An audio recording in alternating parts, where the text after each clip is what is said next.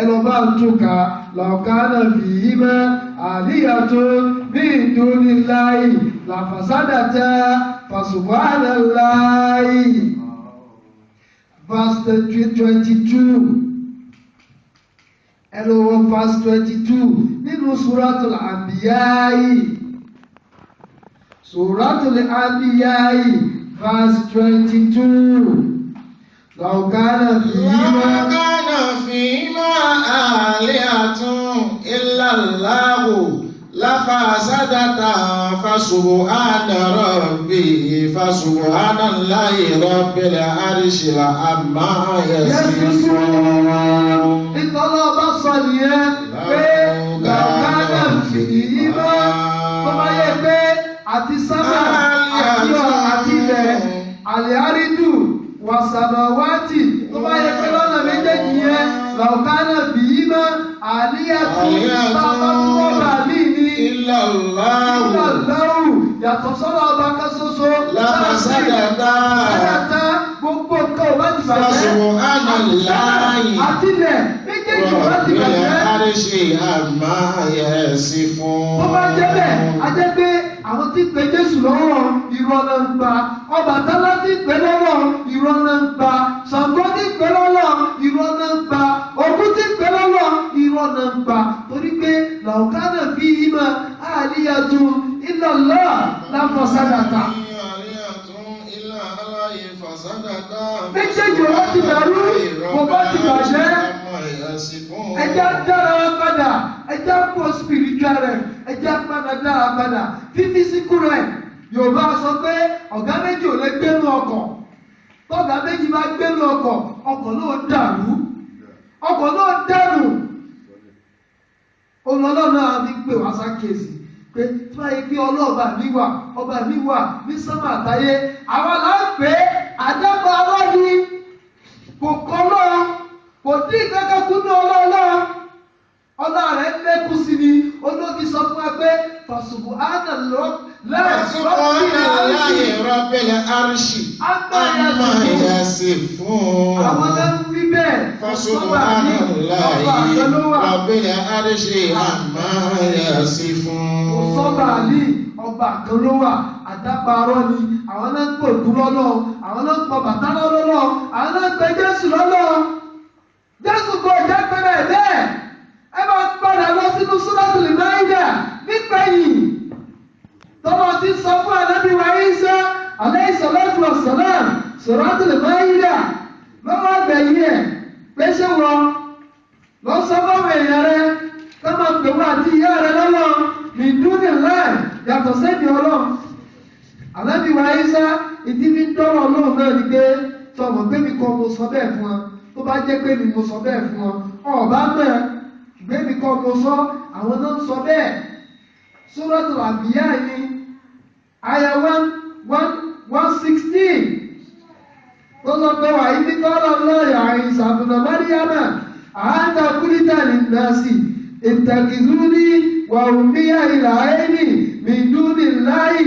Nítorí náà tún sọ ni pé qala subhanaka mímọ́ rẹ̀ Ọlọ́run. Qala subhanaka ma yakunu li an aqula ma laysa li bihaqqin in kuntu qultu faqad alimtahu ta'lamu ma fi nafsi wa la a'lamu ma fi nafsika innaka anta allamul ghuyub.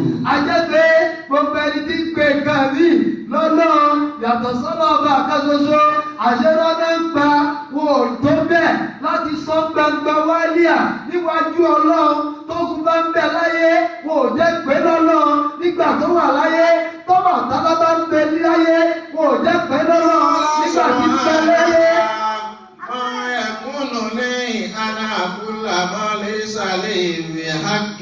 In kuntu qultu faqad alimtahu ta'lamu ma fi nafsi wa la a'lamu ma fi nafsika innaka anta allamul ghuyub. Innaka anta allamul ghuyub. Innaka anta allamul ghuyub. Ọlọ́ọ̀bọ̀ ọba àlékè ọlá ó wá ṣàlẹ́jì ta ni ó ṣàlẹ́jì ànábì wa Ìsá àlẹ́jì ọlọ́jú ọ̀sán náà pé tòótọ́ la bí ọ miraculously ní bàbá ìyá nìkan la lọ ní ìmọ̀ ẹ̀mí mímọ́ la fi bí ọ ìyá rẹ èèyàn dáadáa ni lẹ́yìn ìgbà táwọn Júù láti sọ àìmọye ọ̀rọ̀ sí ìyá rẹ lára pé oníṣìná ni bàgíyù ni onígbàbí ni mo ló ti rọ́mọ tó o fi sọ̀rọ̀ níjọ́ kìíní àná tó o fi sọ pé ìní Abdullahi ṣé bí wọn lọ gbà yá rẹ kalẹ̀ lọ́wọ́ wọn tó ń sọ fún wọn wípé ìní Abdullahi àtàrí àríkítàbí ẹ bá tún lọ sínú Suratul Isra'i àbí Suratul Maryam pé kí ni ìní Abdullahi àtàrí àríkítàbí wàjálàní nàbíyá nítorí sọ níjọ́ náà náà ó náà ní pé ọgbà ìyá rẹ kalẹ̀ nígbà tó ń pe màmá rẹ lóríṣiríṣi orúkọ pé nàbí ni aṣẹ́wó ni oníkíní kan ni ìwọ lọ sọ̀rọ̀ níjọ́ náà náà tó fi gbà ìyá rẹ kalẹ̀ pé kí ni ìní Abdullahi àtàní àríkítàbà wàjálàní nàbíyá wà ọ̀sánì ní sọ́láàtì. Nínú Súrátù Màríyámà tá a bá ti rí nínú Súrátù Ísíràì ẹ lọ bá wọn Súrátù Màríyámà ìkànnì méjèèjì ọ̀nà ni ó wà. Súrátù Màríyámà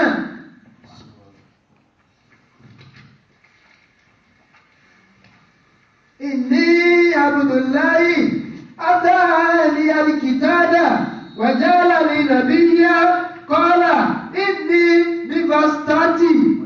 Now, Surah Al-Maryam, verse 30. Qala inni Abdullahi atani al-kitaba wa ja'alani nabiyya wa ja'alani mubarakan aynama kuntu wa awsani bis-salati waz-zakati ma dumtu hayya wa barran biwalidati wa lam yaj'alni jabbaran shaqiyya wassalamu alayya yawma wulidtu ويوم أموت ويوم أبعث حيا ذلك عيسى بن مريم قال الحق الذي فيه يمترون. Láti verse 29 tí dé kíni láti verse 30 tí dé 35 ẹ bá ń kà á. Bismillahirrahmanirrahim. فأشارت إليه قالوا كيف نكلم من كان في الماضي صبيا قال إني عبد الله آتاني الكتاب وجعلني نبيا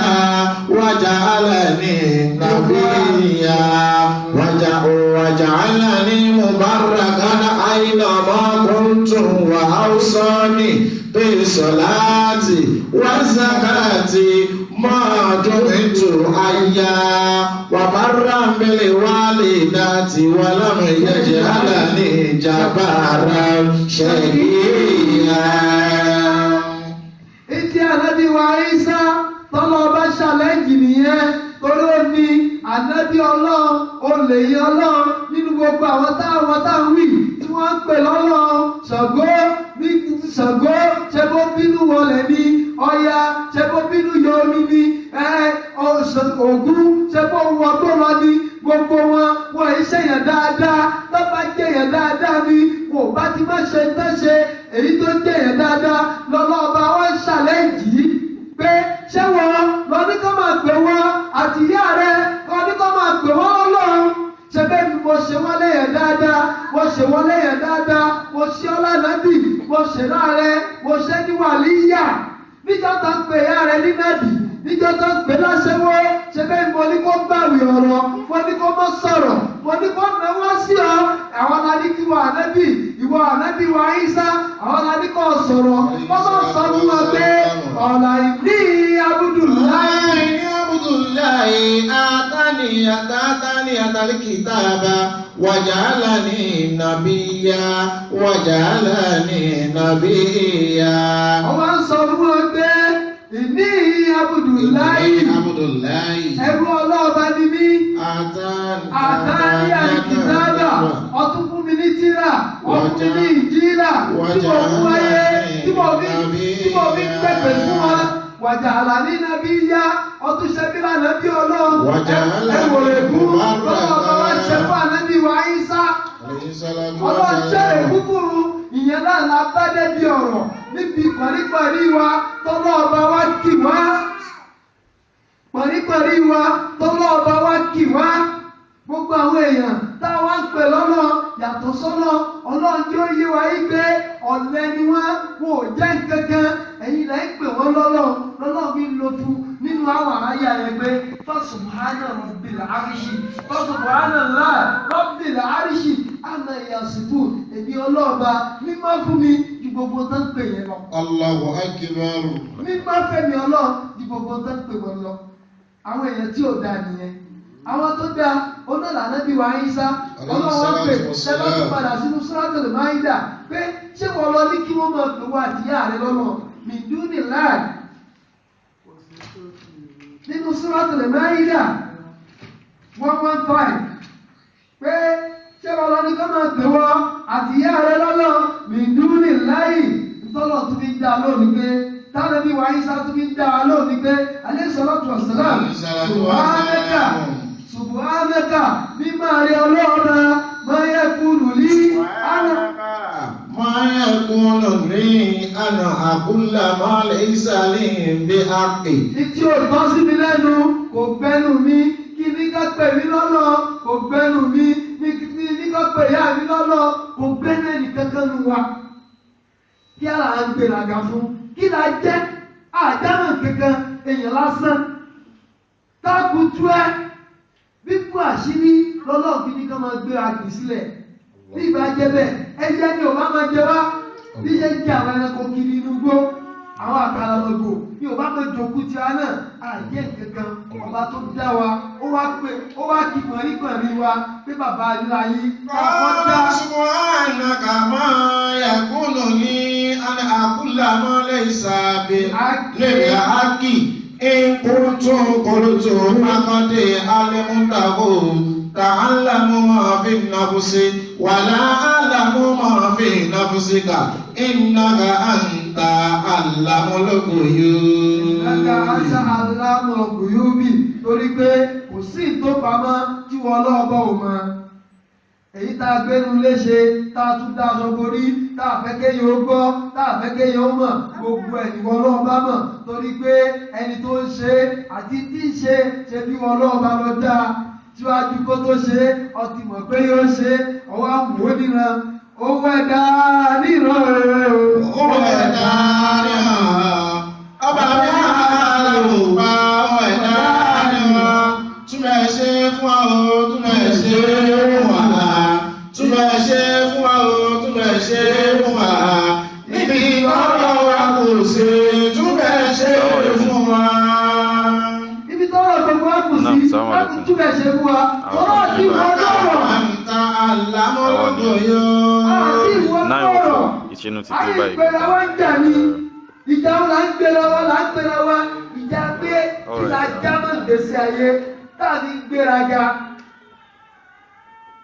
Subhanallah wa bihamdihi subhanallah al-azim subhanallah wa bihamdihi subhanallah al-azim subhanallah wa bihamdihi adada khalqihi wa rida nafsihi وزنة عرشه ومداد كلماته سبحان ربك رب العزة عما يصفون وسلام على المرسلين والحمد لله رب العالمين صلوا على النبي الكريم صلى الله عليه وسلم.